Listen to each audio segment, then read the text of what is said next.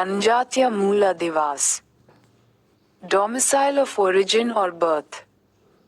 जैसे ही कोई बच्चा पैदा होता है, कानून उसके अधिवास को किसी न किसी क्षेत्र से जोड़ देता है। ये संबंध मौलिक एवं विधिक लीगल होता है। जनजात अधिवास ऐसा अधिवास होता है जिसे व्यक्ति अपनी इच्छानुसार नहीं प्राप्त करता, अपितु कानून स्वयमेव उसे जन्म के समय ही प्रदान कर देता है। प्रत्येक नवजात शिशु का जन्म क्षण से ही एक अधिवास का प्रारंभ माना जाने लगता है। प्रश्न ये है कि यह अधिवास नवजात शिशु का किसका होगा? इसके उत्तर के दो पहलू हैं, जिनका उत्तर अलग अलग होगा। एक तो ये होते हैं जो औरस लेजिटिमेट होते हैं और एक अवैध संतान होती है। दोनों को एक ही स्तर पर सामाजिक कारणों से नहीं लाया जा सकता। शिशु स्वेच्छा अधिवास प्राप्ति के लिए सर्वथा अयोग्य रहता है, इसलिए उसका अधिवास उसके पिता का ही होगा। स्मरणीय है कि बच्चों के अधिवास का निर्धारक जन्म स्थल नहीं होता। यदि बच्चा वैध है तो उसका जन्म अधिवास उसके पिता का होगा, भले ही पिता जन्म के समय अन्यत्र निवास कर रहा है। जैसे यदि किसी भारतीय राजदूत को वाशिंगटन में पुत्र लाभ होता है तो उसका अधिवास भारतीय अधिवास ही होगा, अमेरिकन नहीं। लेकिन यह नियम अवैध संतान के लिए लागू नहीं होता, चूंकि ऐसे मामले में माँ बाप एक विधिक परिणय सूत्र में आबद्ध नहीं रहते, इसलिए पिता का निश्चय किया जाना दुष्कर होता है। पिता की निश्चितता के अभाव में उसका अधिवास उसकी माँ का होगा। यहाँ तक तो बात स्पष्ट व सरल दिख पड़ती है। समस्या उन उत्कृष्ट शिशुओं के अधिवास के पता लगाने की होती है जिनके माँ बाप का कहीं पता नहीं चलता।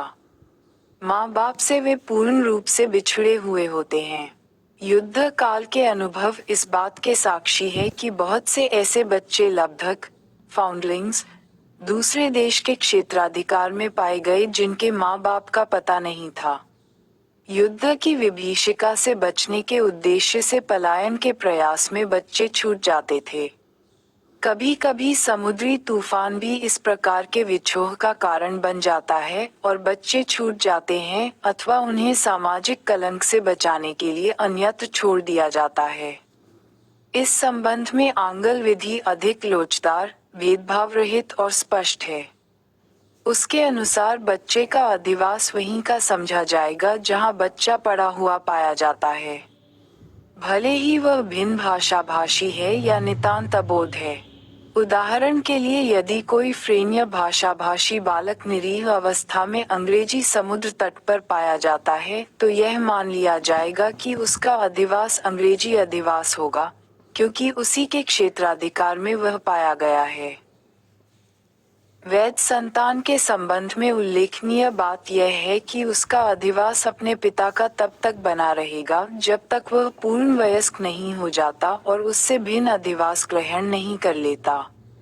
पितु मृत्युपरांत पैदा होने वाले बालक, पोस्ट्यूमस चाइल्ड, का अधिवास उसके पिता का ही होगा, यदि गर्भ के दौरान मां ने अधिवास परिवर्तन नहीं किया है। अधिवास के दो प्रमुख उद्देश्य हैं। 1. प्रत्येक व्यक्ति जन्म से ही किसी न किसी अधिवास से मुक्त रहे, और 2. मौलिक अधिवास का परित्याग करने और दूसरे अधिवास के उपार्जन करने के बीच में तत्व संबंधी कोई रिक्तता न आने पाए। मौलिक अधिवास की प्रमुख विशेषताएं निम्नलिखित हैं। 1. इसका उपार्जन प्राप्तिकर्ता की स्वेच्छा पर निर्भर नहीं करता। 2. जन्म के समय ही शिशु किसी न किसी अधिवास की कड़ी से जुड़ जाता है। 3. इसको पूर्ण रूप से समाप्त करना असंभव सा है। केवल कानूनी कार्यवाहियों द्वारा ही इसे समाप्त किया जा सकता है, जैसे मृत्युदंड देकर या देश निर्वासन की आज्ञा द्वारा, जिससे संबंधित व्यक्ति की नागरिक स्थिति, सिविल स्टेटस, समाप्त हो जाती है। कोई भी व्यक्ति अपनी इच्छानुसार मौलिक अधिवास या परित्याग नहीं कर सकता। एक बाद में हाउस ऑफ लाइस के निर्णय में कहा गया कि मूल अधिवास को त्याग मात्र से अधिवास का त्याग संभव नहीं है। ये तब तक विलंबित रहता है जब तक नवीन अधिवास स्वीकार नहीं कर लिया जाता। A domicile of origin cannot be lost by mere abandonment. It is restrained until a new domicile of choice is acquired. जब चयन के अधिवास को छोड़कर दूसरा अधिवास तुरंत प्राप्त कर लिया जाता है तो मूलाधिवास पुनः जीवित नहीं होता। एक अन्य वाद में भी हाउस ऑफ लाइन्स के निर्णय में कहा गया कि चयन के अधिवास के त्याग की तुलना में मूल अधिवास के त्यजन को सिद्ध करने हेतु अधिक समर्थ साक्ष्य की आवश्यकता होती है।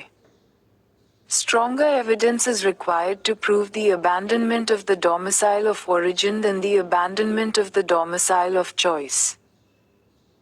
गोविंद बनाम भारती के निर्णय में भी इस बात की पुष्टि होती है कि चयन का नया अधिवास न प्राप्त होने तक मूलाधिवास विद्यमान रहता है। उसमें कृष्णानंद नामक केरल अधिवासी एक व्यक्ति 1920 में शिक्षार्जन हेतु इंग्लैंड गया। कुछ समय पश्चात घर से आर्थिक सहायता बंद हो जाने पर एक मिस टेपवर्ष की सहायता से उसने अपना अध्ययन पूरा किया और उसके साथ किराए के मकान में रहता था।